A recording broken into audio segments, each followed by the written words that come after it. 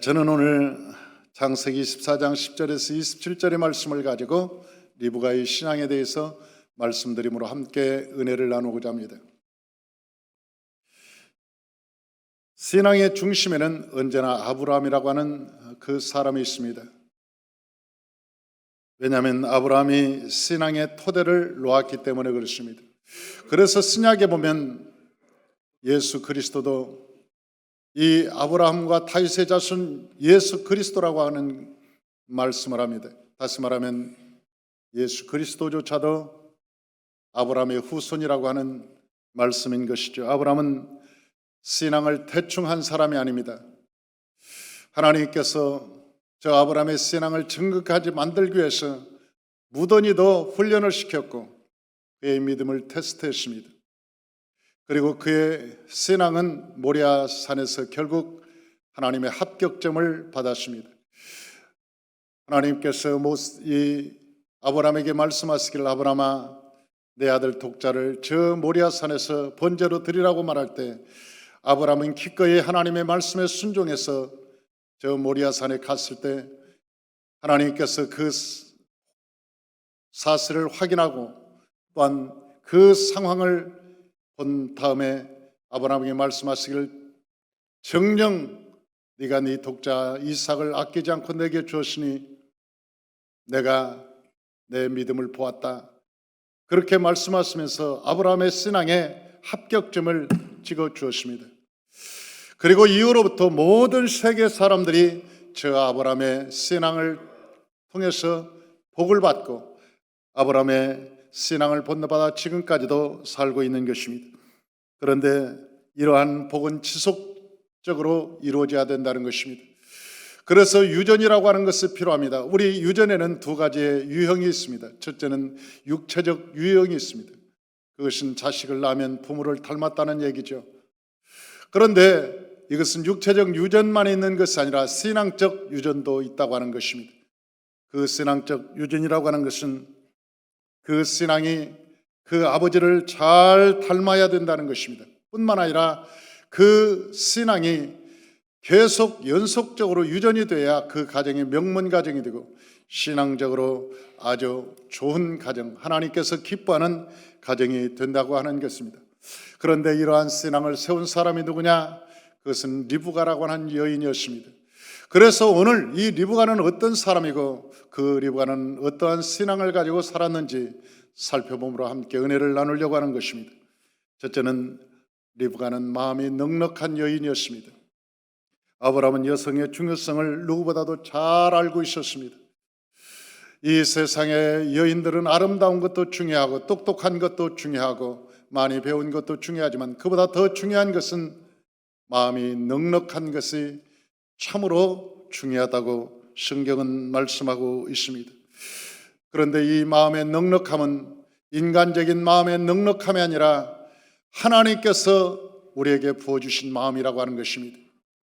그래서 성경에는 너희는 그리스도의 마음을 가지라고 말씀하는 것입니다. 너희는 이 마음을 가지라. 이는 곧 그리스도의 마음이니 이 그리스도의 마음을 가지면 온 세상을 넉넉히 품을 수 있는 것입니다. 우리가 마음을 넉넉히 가지면 오리를 가져가면 십리를 가고 또한 속옷을 달라면 겉옷을 줄 알고 왼밤을 때리면 오른밤도 돌려댈 수 있는 마음의 넉넉함이 있습니다. 한국말에는 이 듬이라는 말이 있습니다. 듬. 그 옛날에 어려운 시절에도 여러분 쌀 한 들을 사면 쌀 한 들을 고봉으로 가득 태워주고 듬으로 한 주먹을 더 줍니다. 이 한 주먹을 듬으로 더 가지시오. 그래서 듬으로 주는 풍습이 있었습니다. 이 대한민국 이 한국의 이 풍습이라고 하는 것은 넉넉한 마음의 풍속을 가지고 있었습니다. 아무리 기근이 다가오고 우리가 먹을 것이 없어도 나그네에게는 가장 좋은 것을 대접할 줄 아는 마음의 넉넉함이 한국 사회에 있었고 그런 한국 사회에 하나님께서 복을 주셔서 지금도 이 한반도에 하나님께서 복을 주심으로 여러분 세계 열강의 경제 대국이 되었던 것입니다. 이러한 모든 것은 그 마음의 넉넉함에 있었던 것입니다. 그런데 아브라함이 나이가 들자 이제 자기 아들을 낳고 이제 장성한 나이가 되어서 장가갈 때가 되었습니다. 그 장가갈 때가 되자 종에게 말하기를 네가 내 고향으로 가서 나의 아들 내 며느리를 좀 구해오렴. 그런데 그 종에게 두 가지를 부탁했습니다. 첫째는 가나안 땅의 여인은 나의 며느리로 삼을 수 없다는 것입니다. 다시 말하면 예수 믿지 않는 사람은 나의 며느리가 될 수 없다고 하는 것이죠. 예수 믿는 사람이 예수 믿지 않는 사람을 가정에 드릴 때 그때부터 우환이 시작되고 문제가 시작되고 가정이 심각한 지경에 이르기 때문에 성경은 그렇게 말하고 있습니다. 내 아들의 아내는 절대로 하나님을 믿는 사람이야지 하나님을 믿지 않는 사람은 절대 안 된다. 두 번째는 네가 내 고향으로 가서 아내 삼을 여인을 맞이하되 만약 그 여인이 오지 않는다고 하면 그만둬라. 또한 그 여인이 고집을 부리면서 나는 내 고향을 떠날 수 없어요.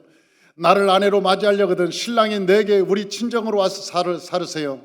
만약 그런다면 내 아들을 데리고 절대로 그 친정으로 가지 마라. 그렇게 신신당부를 했습니다.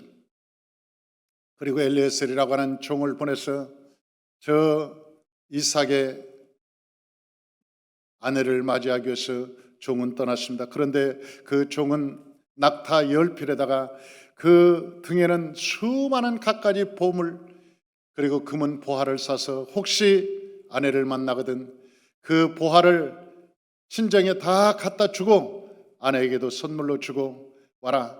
이것은 시집이 그렇게 가난한 집이 아니라는 것을 알려줘라. 그렇게 부탁을 했습니다. 엘리에셀 이 종은 오랜 세월을 거쳐서 메소포타미아에 있는 나홀성으로 갔습니다. 그 나홀성에 도착하자 우물가에 앉아서 그는 하나님께 기도합니다. 하나님, 이 우물가의 여인들이 물을 길러 올 때 내가 그 여인 중에 한 여인을 선택하겠습니다. 그런데 그 여인은 내 주인의 아내가 될 사람입니다. 그런데 제가 그 시험을 해보겠습니다.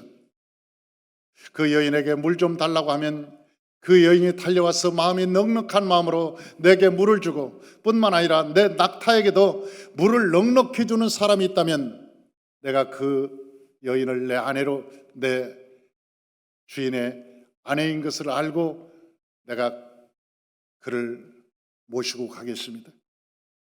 그렇게 기도를 마치자마자 한 여인이 물동이를 이고 우물로 왔습니다. 그는 조금 언덕에 있었고 우물은 그 산 아래에 있었는데 물동이를 가지고 물을 떠가지고 산으로 올라오는데 엘리에셀이 말하기를 나한테 좀 목마른데 물을 줄 수 있습니까? 그때 당시 여러분 중동 지방에서 물이라고 하는 것은 금만큼이나 귀한 것입니다. 그리고 그 여인이 물을 떠다가 집으로 나르는 것이 굉장히 큰 일이었습니다. 또한 그 물은 고개를 넘어야 되는 장소에 있어서 그 물 떠오는 것이 쉽지 않았습니다. 그 산에 있다가 말하기를 당신이 떠온 물 내가 좀 먹을 수 있습니까? 그랬더니 리브가라고 하는 그 아름다운 여인이 물을 주면서 마십시오. 나는 다시 떠도 됩니다. 이 엘레셀이 그 물을 맛있게 먹은 다음에 또 부탁을 했습니다. 그리고 그 여인을 쳐다보니까 그 여인이 하는 얘기가 내가 당신의 낙타에게도 내가 물을 먹이겠나이다. 당신을 먹일 뿐만 아니라 당신이 데리고 온 저 낙타에게도 물을 내가 먹이겠나이다. 여러분 그건 부탁하지 않았습니다. 아까 기도한 내용이었습니다. 만약 한 여인이 와서 나에게 물을 달라고 하면 물을 줄 것이요 내가 그 여인이 내 낙타에게도 물을 잔뜩 먹이거든 그 여인이 내 주인의 아내인 것을 나는 믿고 그에게 말을 걸겠습니다. 그렇게 기도했는데 그 여인이 아니 자기에게 물을 주고 그 낙타에게도 물을 먹이겠다는 거예요. 사랑하는 성도 여러분, 그런데 우리가 여기에서 굉장히 중요한 사실을 깨달아야 됩니다. 왜냐하면 낙타는 한 번 물을 먹으면 한 드럼씩을 먹습니다. 낙타는 오랜 사막을 걸어가면서 그 더운 날씨를 다 견뎌내야 되기 때문에 낙타는 한 번 물을 먹으면 한 드럼씩을 먹어요. 그런데 낙타 10마리가 있는데 그 10마리에 물을 먹이려면 여러분 10드럼이 필요하지 않습니까? 그런데도 그 어린 소녀가 내가 저 낙타에게 물을 먹이겠다고 장담을 하면서 이 낙타에 물을 먹이기 시작, 산을 호락호락 하면서 계속 물동이를 이고 와서 또 먹이고 또 먹이고 또 먹이고 낙타가 다 물을 먹을 때까지 이 여인이 물을 나르는 것을 엘리에셀이 가만히 지켜보면서 참으로 아름다운 여인입니다. 그 여인을 볼 때 그 모습도 아리따운, 심히 아리따운 여인이었다고 얘기하니까 굉장히 아름다운 여인이었지만 그 마음도 그의 외모 못지않게 참으로 아름다웠습니다. 그 물을 다 마신 다음에 엘리에셀은 그 여인에게 물었습니다. 당신은 누굽니까? 여인이여, 당신은 누굽니까? 말할 때 저는 나홀의 아들 부두엘의 딸 리브가입니다. 아니 그러면 내 주인의 동생 아닙니까? 아니 여기 와서 내 주인의 동생을 만나다니요. 당신의 집이 어디입니까? 그러면서 그에게 금은 보화를 주고 나서 당신의 집으로 인도하시오. 그리고 그는 그 여인을 따라서 나홀의 집으로 인도함받아서 따라갔습니다. 그런데 그 나홀의 집에 도착하자 형님 종이 왔다고, 이 형님 집에서 사람이 왔다고 막 잔치를 벌이고 그 음식을 장만하고 낙타에 있는 모든 짐을 다 내려놓고 낙타에게 물을 먹이고 낙타에게 꿀을 먹이고 그 막 동네가 잔치가 벌어졌어요. 그리고 말하기를 그 종에게 여기 물이 있습니다. 오랜 기간 동안 너무나 수고했습니다. 몸을 씻으십시오. 목욕을 하고 그리고 우리가 산에 진미에 큰 음식을 장만할 테니까 우리 음식을 먹으시오. 그때 종은 말하기를 나의 사명은 아직 끝나지 않았습니다. 나의 사명은 내 주인의 말씀을 전하는 것입니다. 그 전하기 전까지는 내가 이 음식에 손도 대지 않고 내가 아무리 피곤하지만 내 물로 발을 씻을 수가 없습니다. 내 말을 먼저 들으시오. 내 주인이었던 저 아브라함은 나에게 이런 부탁을 했습니다. 내 아들이 이젠 장성하여 장갈 나이가 되었다. 그러니 며느리를 구해오랴. 그래서 내가 며느리를 구하려고 저 우물가에 서서 이런 하나님께 기도했는데 하나님께서 그 기도를 들으시고 저 리브가를 만났습니다. 그 리브가가 내가 하나님께 기도한 대로 그는 그대로 실천했습니다. 그래서 내가 이 리브가를 따라서 여기까지 왔습니다. 그러므로 리브가를 나의 주인의 며느리로 주시겠습니까? 그때 나홀성에 많은 사람들이 다 모였습니다. 그것은 우리가 결정할 일이 아니다. 리브가를 부르자. 그리고 그가 대답하도록 하자. 그래서 리브가를 불러서 리브가에게 말했습니다. 너를 구하러 왔단다. 네가 저 이 종을 따라서 이삭의 아내가 되겠니? 그랬더니 리브가가 멈칫거리지 않고 금세 대답합니다. 예, 저는 이 엘리에셀을 따라서 이삭에게로 가겠습니다. 그 말을 끝나고 나서야 그 종은 이제는 주님의 명령을 지켰으니 이제 발을 씻어도 되겠다. 그리고 발을 씻고 저녁을 먹었습니다. 그리고 말하기를 저는 내일 떠나야 됩니다. 리브가를 데리고 내일 떠나야 됩니까? 그러니까 갑자기 오늘 저녁에 와서 자기 딸을 데리고 내일 아침에 떠나겠다니까 이게 말이 되는 소리입니까? 그러니까 온 집안 사람들이 말하기를 아니 그럴 것이 아니라 딸을 보내는데 이렇게 번개에 콩고 먹듯이 그렇게 보낼 수 있습니까? 그러므로 열흘만 지체하십시오. 우리가 이 딸하고 이별 연습도 해야 되고 또 장만할 것도 있고 보낼 것도 있고 그리고 우리가 그동안 못한 이야기도 좀 하고 그리고 열흘 동안 우리가 잔치도 하고 그래서 보낼 테니까 열흘만 기다려 주십시오. 그럼에도 불구하고 아브라함이 보낸 종은 자기 주인인 이삭이 기다리고 있다는 사실을 알고 마음이 급해졌습니다. 아닙니다. 나는 하루라도 급합니다. 내 주인이 나를 기다리고 있습니다. 지금 아마 내 소식을 기다리고 마음이 초조하고 있을 때 내가 여기서 지금 놀고 있을 때가 아닙니다. 가야 됩니다. 그러자 부두엘은 물어보았습니다. 리브가야, 너도 따라가겠니? 그때 리브가는 두말하지 않고 옷을 입고 따라갈 준비를 하고 이제 엘리에스를 따라서 결국 가는 것이죠. 사랑하는 성도 여러분, 오늘 저와 여러분 이곳에서 주는 하나님의 교훈이 있다고 하는 것입니다. 우리가 마음이 넉넉한 사람에게는 하나님께서 언제나 채우시는 은혜가 있어요. 여러분, 성경에 보니까 베드로라는 사람이 바다에 가서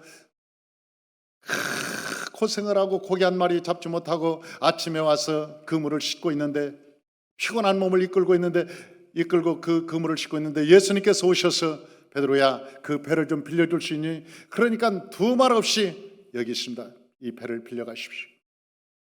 그리고 여러분, 그 배를 빌려줬다가 그날 베드로는 예수님의 말씀대로 배가 잠길 만큼 고기를 잡았고, 뿐만 아니라 예수님을 만나서 사도가 되었고, 여러분, 지금까지 알렉산더보다, 나폴레옹보다 더 유명한, 세계의 그 어떤 영웅보다도 더 유명한 여러분 사도가 되었지 않습니까? 우리는 성경에서 마음이 넓어서 많은 것을 양보했던 사람들이 받는 복을 살펴보았던 것입니다. 만약에 리브가가 아주 속이 좁아서, 우리 인생을 살면서도 빳빳하게 사는 사람들이 있어요. 빳빳하게 아주 딱 맞게 사는 사람, 아주 그냥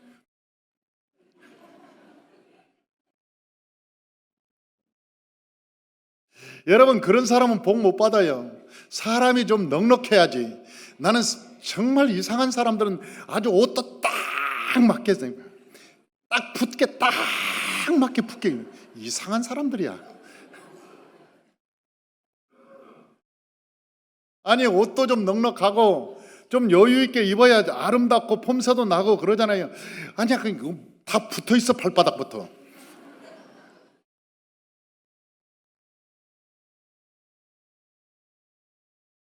우리의 마음도 사람이 널널하고 그래야 사람이 복도 막 붙고, 여러분, 사람도 붙고, 우리의 마음이 좀 넉넉한, 말도 좀 넉넉하게 할 줄 알고 마음 씀씀이도 좀 넉넉하게 할 줄 알아야 여호와의 복도 임하고 하나님의 은혜도 임하고. 할렐루야. 오늘 리브가를 보니까 마음이 참 넉넉한 여인이었어요. 마음이 넉넉한 여인. 우리 삶에 여러분, 낙타가 물을 달라고, 낙타가 어떻게 우는지는 난 모르겠다. 그러나 낙타가 울 때 뭐 그렇게 울지 모르겠어요.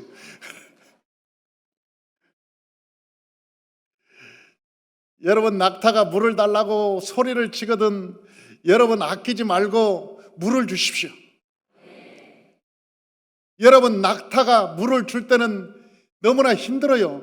여러분, 물 한 동이씩 먹는데 그 낙타, 그 뜨거운 여름날에 올라갔다 내려갔다 하면서 안 줘도 되는 나그네 낙타인데, 나그네가 가지고 온 내 낙타도 아니고 우리 집 낙타도 아니고 나그네의 낙타인데 물 안 줘도 돼요. 그런데도 불구하고 저 리브가가 그 산을 오르락내리락 하면서 물을 쫙 주니까 낙타가 싣고 온 모든 보화를 리브가한테 다 줬다고요. 그러니까 여러분의 삶에, 여러분 어려운 사람이 부탁하거든 여러분 피하지 말고 손을 뿌리치지 말고 여러분 그 사람에게 넉넉하게 채워주십시오. 저는 가끔 이 간증을 합니다. 제가 개척할 때 이 지하실에서 나와서 백석동에 있는 백석동 이마트에 있는 상가 건물로 갔어요. 상가 건물 5층으로 가는데 얼마나 기분이 좋던지. 그때 그 상가가 89평짜리 상가였는데 나는 세상에 가장 큰 성전이 89평 성전이었다고 생각해요. 나는 그 89평 그 상가로 가는데 조그마한 40평도 안 되는 그 지하실에서 그 넓은 상가로 가니까 그 성전이 여의도 성전보다 더 커 보이더라고. 나는 내 마음속에 그렇다는 거예요. 내 마음속에 막 굉장히 커 보이고 기쁘고 행복하고. 그런데 며칠이 안 돼서 그 옆에 있는 교회에서 나한테 찾아왔어요. 찾아와서 뭐라 하냐면 당신 교회하고 우리 교회하고 한 200m 떨어져 있습니다. 그러므로 나는 당신이 와서 목회 못하겠습니다. 근데 우리 교회를 다 인수해 주십시오. 아니 내가 사정을 알아보니까 그 사람은 계약 날짜가 만기가 이제 3개월 돼가지고 우리 인테리어 공사하면 그 양반 나갈 날짜가 됐어요. 나가야 돼요. 그런데도 불구하고 자기 인테리어 공사하는 비용까지 다 나한테 다 물어내라는 거예요. 우리 교회 옆으로 왔으니까. 이게 말이야 막걸리야. 아니 말이 안 되잖아. 이게 세상에 이런 말이 어디 있어요. 세상에. 그 내가 같은 목회자끼리 내가 마음에 화가 나고, 나도 지금 지하실에서 상가로 오느라고 내 마음이 힘들고 물질이 없어서 바닥해서 나도 힘들어 죽겠는데 그걸 다 인수하라고 그러고 막 안 해주면 막 목표를 못하게 한다고 그러고 막. 그래서 내가 지방 회장님한테 얘기를 했어요. 내가 이런저런 일이 있어서 저 사람이 저렇게 얘기합니다. 그러니까 지방 회장님이 하시는 말이 밀고 들어가요. 그냥 상관없어요. 저 사람하고 아무런 관계 없으니까 그냥 들어가서 목회하시고 우리가 다 보호해 줄 테니까 들어가서 목회하라고. 그래서 내가 알겠습니다. 그리고 하나님께 기도했어요. 하나님께 막 기도하니까 하나님이 뭐라고 하는지 아세요? 그가 원하는 대로 해줘라. 그가 원하는 대로 해줘라. 하나님 나는 너무나 억울해요. 하나님 그럴 수 있습니까? 세상에 그럴 수 있습니까? 저분도 목회자인데 그럴 수 있습니까? 내가 힘들었어요. 하나님께 기도하는데 하나님이 뭐라 하는지 아세요? 그가 원하는 대로 해줘라. 그래서 내가 물어봤어요. 하나님 왜 원하는 대로 해줍니까? 내 도저히 이해가 안 되는데요. 그랬더니 하나님께서 말씀하시죠. 이삭을 봐라. 이삭은 우물을 파서 물이 나오면 저 블레셋 사람들이 물을 달라고 내 거라고 막 뺏어가면 가자. 그리고 또 우물을 파면 또 와서 내 거라고 막 우기고 그러면 또 주고, 또 파면 내 거라고 또 와서 가져가고 그러면 또 주고, 바보처럼. 그런데 예수님께서 그러는 거예요. 왜 블레셋 사람들이 저렇게 이삭의 우물을 욕심낸지 아니? 왜요? 블레셋 사람들은 포크레인을 대고 우물을 파도 물이 안 나온단다. 근데 이삭은 괜히만 되면 물이 나와. 그러니까 너는 어디를 가나 내가 복을 줄 텐데, 저 사람은 복을 못 받아서 너한테 복을 찾아서 저렇게 애걸복걸을 하는데 네가 양보를 해도 저 사람은 어디 가서 복을 못 받아서 너한테 그렇게 달라고 하는데 왜 네가 인사하게 구니? 너는 다 양보하고 주어라. 그러면 내가 너에게 복을 주리라. 나는 그때 이삭의 우물을 배웠습니다. 우리가 창세기 훈련할 때 양보라고 하는 여러분 훈련을 배우지 않습니까? 천지를 창조하신 하나님, 없는 것을 있게 하시고 죽은 것을 살리게 하시며 바랄 수 없는 이게 바라게 하신 그 하나님이 우리 하나님이시니 우리는 세상의 것을 넉넉히 양보해도 여호와의 복이 임하는 거예요. 할렐루야. 여러분, 세상 살아갈 때 하나님이 누구에게 복을 주느냐 보니까 마음이 넉넉한 사람에게 복을 주더라는 거예요. 마음이 마음 씀씀이가 넉넉한 사람에게 하나님께서 복을 주시고 은혜를 주시고, 그러므로 저와 여러분이 인생을 살아갈 때 넉넉한 마음으로 살아가시기를 주의 이름으로 축원합니다. 두 번째로는 리브가는 명문가정을 세웠습니다. 이삭과 결혼한 후에 리브가의 이야기는 그렇게 많이 나와 있지 않습니다. 그런데 매우 중요한 일이 있을 때마다 이 리브가가 출연합니다. 그 성경을 보면 리브가라고 하는 여인의 이름은 많이 나와 있지는 않아요. 그런데 매우 중요한 사건 때마다 리브가가 나와요. 매우 중요한 것이죠. 첫째는 이삭이 가장 슬퍼해서 절망하고 있을 때 리브가가 들판에 탁 찾아옵니다. 그 자기 고향에서 돌아와서 들판에서 이삭을 보고 그 이후에 리브가는 이삭의 위로자가 되었습니다. 두 번째는 야곱을 장자로 세우는데 1등 공신이었습니다. 세 번째는 야곱을 친정으로 피성시켜서 야곱을 살려서 이스라엘은 나라를 만드는데 1등 공신이었습니다. 그러니까 이 신앙에서 리브가를 빼놓고는 말할 수 없는 거예요. 신앙에서 리브가를 우리가 빼놓고는 말할 수 없는 거예요. 이 한 여인을 빼놓고는. 사랑하는 성도 여러분, 이삭이 자기 어머니를 잃고 얼마나 슬퍼했는지 몰라요. 그 광야에서 방황하고 있었어요. 이삭은 99살 먹은 사라가 낳았습니다. 그러니까 99살 때 낳은 그 사라가 그 아들을 얼마나 이뻐했겠냐고. 너무 이뻐했는데 그 어머니가 돌아가신 거예요. 마음을 둘 곳이 없었어요, 이삭이. 그게 광야로 산으로 돌아다니고 있어요. 너무나 외로웠어요. 그런데 그 광야에서 엘리에셀이 리브가를 데리고 오는 모습을 보고 그 리브가를 통해서 마음에 큰 위로를 받았습니다. 사랑하는 성도 여러분, 이 세상의 위로자는 성경에 보니까 성령님이라고 말씀하고 있는 거예요. 보혜사 성령님이 우리의 삶의 위로자입니다. 그런데 저 리브가는 이삭에게 진정한 위로자였다는 거예요. 진정한 위로자. 진정한. 여러분, 아내가 남편의 진정한 위로자가 될 때 그 남편은 세상을 이길 수 있습니다.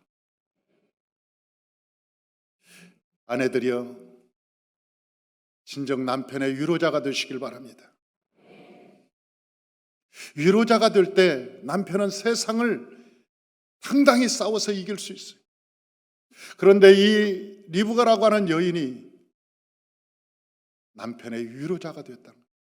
인생을 살면서 그는 이삭의 에너지였고 행복 바이러스였습니다. 그래서 광야, 그 거친 광야를 이삭이 외롭지 않게 살아갈 수 있었어요.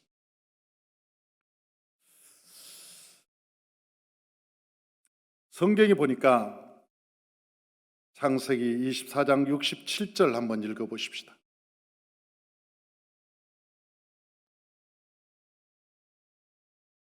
창세기 24장 67절. 우리 둘째 리브가는 명문가정을 세웠습니다 하고 주보를 보면 그 밑에 나옵니다. 우리 다 같이 한번 읽어보죠. 이삭이 리브가를 인도하여 그의 어머니 사라의 장막으로 들이고 그를 맞이하여 아내로 삼고 사랑하였으니 이삭이 그의 어머니를 장례한 후에 위로를 얻었더라. 그 아내를 통해서 위로를 얻었더라 그랬어요. 이들은 오랫동안 함께 행복하게 살았습니다. 그리고 아들을 낳았습니다. 그 아들도 서로 사랑은 했지만 늦게 낳습니다. 사스베 이삭이 결혼했는데 20년 동안 아이가 없었습니다. 그때 이삭이 하나님께 막 기도합니다. 하나님, 자녀를 주옵소서. 자녀를 주옵소서. 그 자녀를 달라고 기도할 때 하나님께서 뭐라고 그들에게 말씀하시냐면, 내가 너에게 쌍둥이를 둘 거다. 쌍둥이 아들을 줄 건데, 그런데 작은 아들이 큰 아들이 될 것이다. 쌍둥이 중에 먼저 나온 놈이 장자가 아니고 두 번째 나온 놈이 장자의 장자권을 가지고 나올 거다. 그렇게 나올 때, 이미 태중에 있을 때부터 리브가에게 하나님께서 말씀해 주셨어요. 그런데 어느 날 이삭이 100세가 되어서 기운이 떨어져서 눈이 보이지 않기 시작했습니다. 그때 이삭이 생각할 때 큰일 났다 생각하고, 이제 내가 이 세상을 떠나 죽는구나 생각하고, 마지막 내가 아버지로서 해야 될 일을 해야 되겠구나. 그때 유대인들 중에는요, 아버지가 죽을 때 마지막 하는 큰 일이 있었습니다. 그것은 장자에게 축복해주는, 기도해주는 것이었어요. 그 기도. 이것이 기독교의 가정과 이 유교적 가정이 달라요.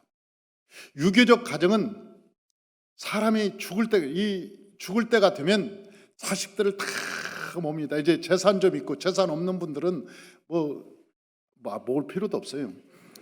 이제 재산이 할 말이 별로 있어야지, 잘 먹고 잘 살아라 그러고 가시면 되지만 이 재산이 많은 사람들은 새끼를 다 모아야 돼요. 그리고 변호사를 모으고 이제 유언을 하는 거예요. 아버지 유언을 모아놓고 아버지가 뭐라고 얘기하냐, 한숨을 쉬면서, 큰아들, 너는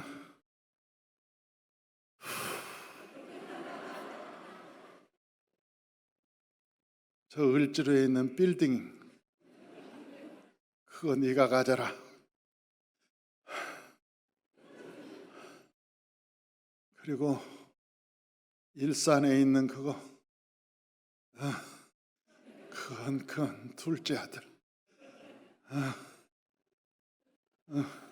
그러면 셋째 아들은 마음이 급해 죽겠어요. 아버지 힘내요. 아버지 말하고 가셔야 돼요. 안 돼요.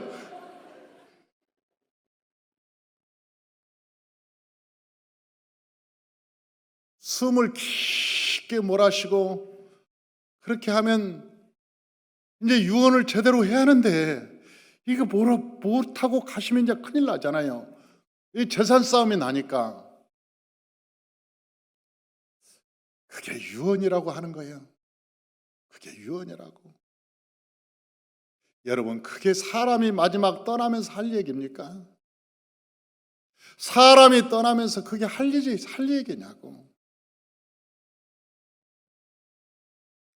기독교의 위대한 점은, 여러분, 기독교가 위대하다고 하는 것은 그 아버지가 아들에게 축복해 주는 거예요. 그런데 어떻게 축복해 주는가 보십시다.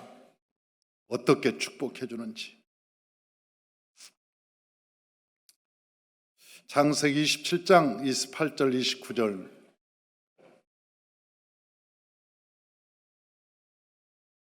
창세기 27장 28절 29절. 우리 다 같이 한번 읽어보죠.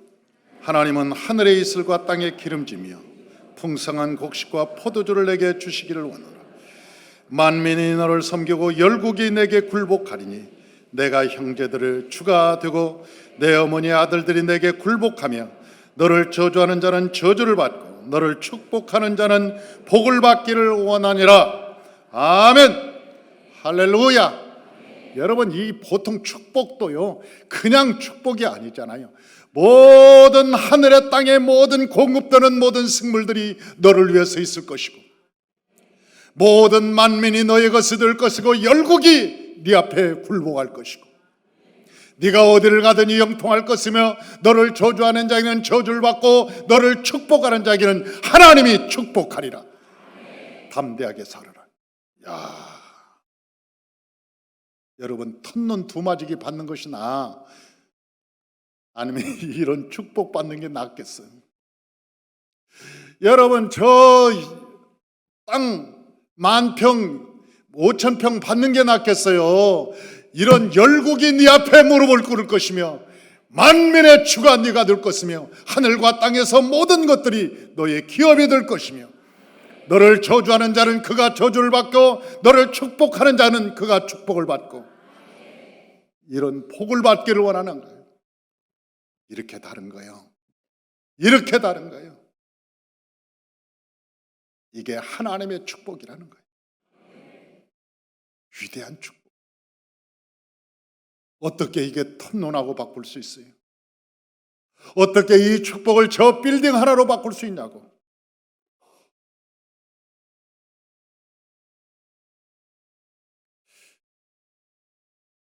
그런데 분명히 하나님께 기도할 때 아기가 낳기 전에 태중에 있을 때 둘째가 장자의 복을 받으리라 그랬거든요. 둘째가 장자의 복을 받으리라. 그런데 이삭이 100세가 되어서 눈이 희미해지니까 큰 에서한테 뭐라고 하냐면, 에서야, 네가 들짐승을 다 잡아다가 별미를 만들어 가지고 나한테 주면 내가 그걸 먹고 힘을 내서 너한테 축복해 줄게. 리브가가 그걸 듣고 충격을 받은 거야. 이게 뭐야? 이게 틀어지는구나. 하나님의 일이 틀어지고 있구나 지금. 왜? 축복은 야곱이 받아야 하는데 에서한테 축복해 주겠다 그러니까 이거 큰일 난 거예요. 하나님의 일이 틀어지고 있어. 그러니까 그 말을 들은 리브가는 얼른 야곱에게 가서 물어봅니다. 큰일 났다. 네 아비가 눈이 어두워져서 지금 큰아들에게 장자의 축복을 하려고 그런다. 그러므로 네가 빨리 서둘러라. 네 형의 옷을 입어라. 나는 지금 별미를 만들겠다. 그리고 별미를 만들어서 내가 맛있는 음식을 해서 아버지한테 갖다 줄게. 그리고 너는, 형은 털이 많고 너는 이 털이 없이 민들민들하니까 빨리 염소를 잡아서 그 염소털로 빨리 이거 만들어. 여기서 끼고 막 만든 다음에 아버지한테 들어가거라. 그리고 네가 축복 기도를 받아라. 그 아버지한테 별미를 갖다 딱 드리니까, 야, 이렇게 일찍 왔니? 아버지의 하나님께서 나에게 순적한 길을 주셔서 내가 순적한 길을 만났나이다. 많은 짐승을 잡았나이다. 이걸 드십시오. 그러니까 그 맛있게 먹고 그리고 야곱을 탁 끼웠는데 보니까 에서의 옷을 입어서 그런지 에서의 냄새가 나는 거예요. 그러니까 에서의 향취로구나. 에서 맞구나. 그런데 이상하다. 목소리는 야곱의 목소리다. 목소리를 알아들은 거예요. 아버지가. 이상하다. 냄새는 에서인데 목소리는 야곱이다. 그런데도 불구하고 아버지가 야곱에게 축복하는 큰 축복. 그런데 축복이 끝나고 얼마 있지 않아서 헐레벌떡 들에 나갔던 에서가 찾아오는 거예요. 찾아와서, 아버지, 별미를 만들어 왔습니다. 들짐승을 잡아서 별미를 만들어 왔으니까 아버지 드시고 나에게 축복 기도해 주십시오. 그러니까 에서가 당황했어요. 이게 무슨 소리냐? 아까 와서 나에게 축복 기도 받은 사람은 누구냐? 내가 별미를 먹고 그에게 축복 기도를 해줬는데 그게 누구냐? 야곱이 그러구나. 그러니까 그 에서가, 아버지, 남은 복은 없습니까? 남은 복이라도 나한테 좀 복을 빌어주십시오. 남은 복은 없습니까? 남은 복이 없다. 모든 복을 내가 그에게 다 부어줬느니라. 남은 복은 더 이상 없다. 그러니까 이 성격이 아주 포악한 에서가 길길이 뛰면서 이 동생 죽이겠다고 온 동네를 다니면서 야곱 본 적이 없습니까? 당신 야곱 본 적이 없으니까 칼을 들고 죽이려고 쫓아다니까 리브가가 그것을 보고, 야, 동생 만나면 동생이 죽겠구나. 그리고 동생 죽이고 형은 살겠냐고 두 아들을 잃을 것 같아. 여러분, 우리가 어디서 본 것 같잖아요. 가인과 아벨에서 가인과 아벨에서 가인이 화내서 아벨 죽이고, 여러분 가인도 쫓겨나서 둘 다 아들을 잃었던 아담과 하와를 우리는 본 적이 있잖아요. 끝장나겠구나. 그래서 야곱을 몰래 불러서 리브가가 얘기하는 거예요. 내 외갓집으로 가라. 내 외갓집에 가면 내 오빠 오라버니 저 라반이 있느니라.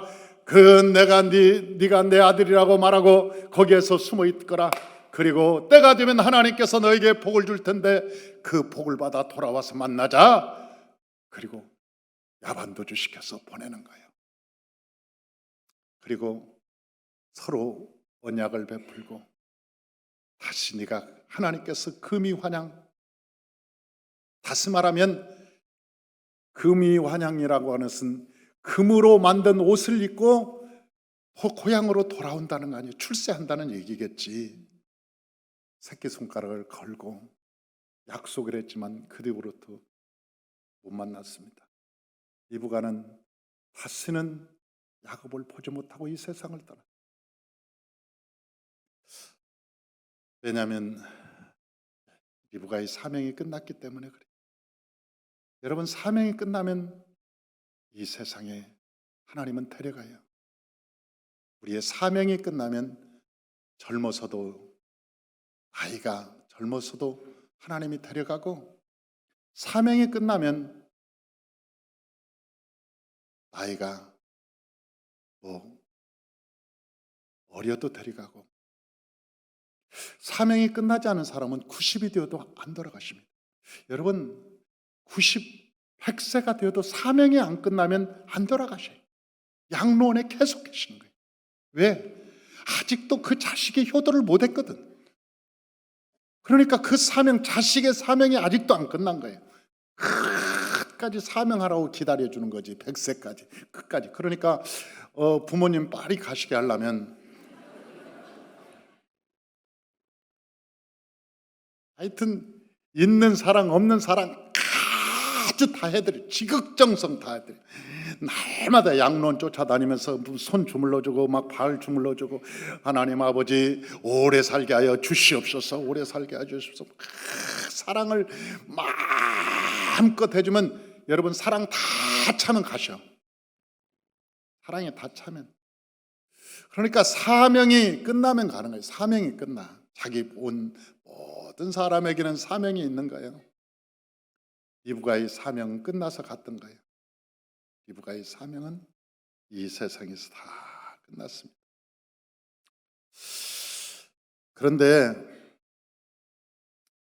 이 리브가의 사명을 세 가지로 우리는 분류해 볼 수 있습니다. 그 세 가지는, 첫째는 리브가는 아브라함의 가문을 세웠던 것이죠. 이것은 하나님이 세우고 싶었던 가문이었습니다. 리브가가 없었으면 아브라함의 가문은 일대로 끝났습니다. 에서에게, 이삭의 말대로 에서에게 축복이 줬다면 끝나버렸던 거예요. 리브가가 하나님이 원했던 아브라함의 가정을 세웠어요. 두 번째는 야곱을 신앙으로 잘 양육했습니다. 그 성경을 읽어보면 야곱이 장막을 떠나지 않았어요. 그러니까 그 어머니의 곁을 떠나지 않고 어머니의 신앙을 전수를 받은 거예요. 이 신앙으로 아주 양육을 잘한. 나중에 리브가는 야곱에게 장자권을 받도록 했어요. 그래서 이스라엘 민족이라고 하는 이 민족을 세웠던 것인데, 이것은 하나님이 세우고 싶었던 나라였어요. 리브가는 한 여인이었습니다. 그러나 그의 신앙으로 한 가문을 일으키고 뿐만 아니라 한 나라를 세웠습니다. 이 사건을 끝으로 리브가는 성경에서 더 이상 기록하는 것이 없습니다. 마지막으로 이 리브가가 그렇게 장자권을 세우고 아들을 신앙으로 키웠는데 그 아들은 어떻게 되었을까? 베델에서 하나님으로부터 직접 장자권을 인정받습니다. 베델에서. 뿐만 아니라 밧다라람에 가서 4차원의 영성이 세워집니다. 그 밧다라람에서 삼촌이 자기를 10번이나 더 속였지만은 그러나 믿음 하나 가지고 창조적인 역사를 이루어갑니다. 야곱이 이걸 4차원의 영성이라고 그러는데 이 밧다라눔에서 4차원의 영성을 회복해가는 야곱을 볼 수 있습니다. 세 번째는 야복강에서 이스라엘이라고 하는 이름을 받았고, 넷째는 베델에 올라가서 하나님의 성전을 세웠습니다. 한 여인이 신앙으로 회복되면 이렇게 큰 일을 할 수 있습니다. 사랑하는 성도 여러분, 내 힘으로는 안 될지라도, 내 힘으로는 안 될지라도 여러분, 하나님의 힘으로는 능치 못한 일이 없습니다. 내가 돈 잘 벌어서 내 새끼 잘 키워야지. 얼마나 잘 키울 건데. 여러분, 돈 잘 벌어서 어떻게 키우냐고. 좋은 선생, 좋은 스승, 아니면 아주 잘 가르치는 사람 만나고 개인 학습, 사람이 키우는 겁니다. 그것도.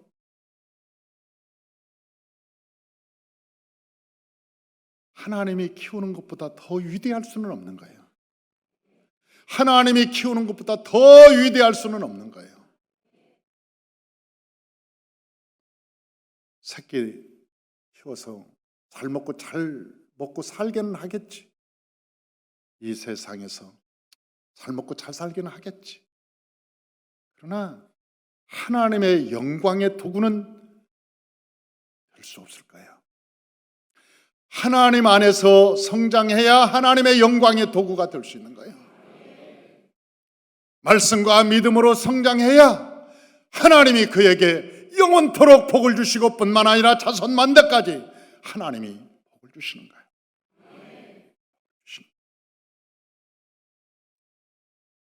이 세상에서 가장 위대한 사람이라면 자녀를 하나님께 맡길 수 있는 사람이에요. 내 자녀를 하나님께 맡길 수 있는 사람. 거기에는 반드시 기도가 동반되는 것입니다. 부모의 헌신이 동반되는 것입니다. 여러분, 그냥 자녀를 하나님께 맡겼다고 해서 아주 방목하는 게 아니에요. 하나님께 온전히 맡기려면 리브가처럼 기도에 물을 줘야 되고, 하나님의 말씀으로 양육해야 되고, 하나님의 성령을 받게 해야 되고, 하나님의 은혜로 성장할 수 있도록 인도해야 돼. 저와 여러분이 리브가처럼 우리의 신앙이 번독해져서 하나님의 사람으로, 하나님의 거룩한 백성으로 세워지시기를 주의 이름으로 축원합니다. 기도하겠습니다.